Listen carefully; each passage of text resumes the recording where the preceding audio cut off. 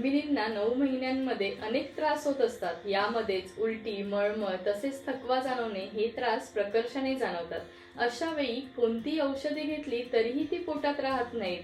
काय खावे, काय खाऊ नये असे अनेक प्रश्न तिला पडतात। तर ह्यावर आपण काही आज घरगुती उपाय बघणार आहोत की ज्यामुळे ही लक्षणांची तीव्रता कमी होण्यास मदत होईल। याच्यामध्ये तुम्ही आल्याचा वापर प्रामुख्याने करू शकता।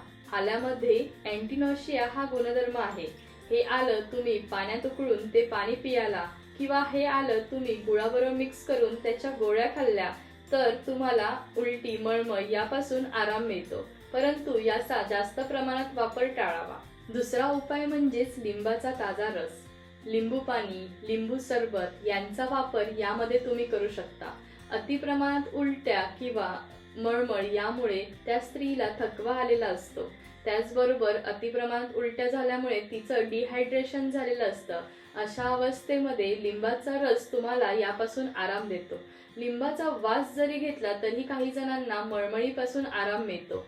काही जणांना या लिंबामुळे उलट्या जास्त प्रमाणात होतात। विशेष करून ज्यांना अम्लपित्ताचा त्रास आहे त्यांनी लिंबाच्या सरबताऐवजी कोकम सरबतचा वापर केला तरीही चालतो। यानंतरचा पुढचा उपाय म्हणजेच लाया, टोस्ट, बिस्किट यासारखे कोरडे पदार्थ।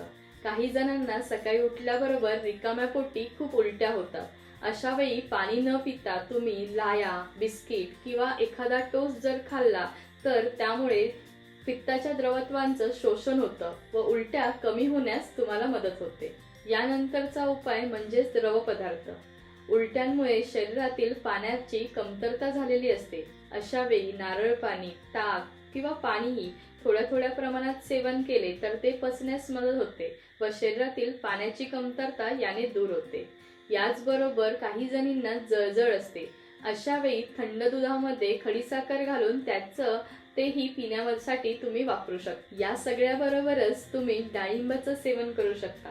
डाळिंबाचा रस किंवा नुसते डाळिंबाचे दाणे चावून खाल्ले तरी उलटी, मळमळ किंवा थकवा जाणवणे या गोष्टी कमी होण्यास मदत होते। या सगळ्या उपायांबरोबरच सगळ्यात महत्त्वाची गोष्ट म्हणजेच तुम्ही कशा प्रमाणात व किती जेवता।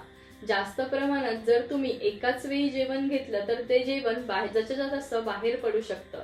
त्याचं पचन हे योग्य रीतीने होत नाही।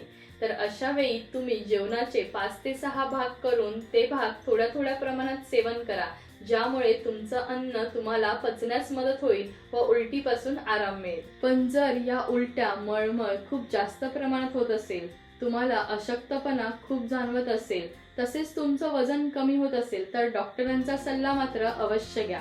व्हिडिओ आवडल्यास लाईक करा व अशीच माहिती मिळवण्यासाठी चॅनलला सबस्क्राईब करा।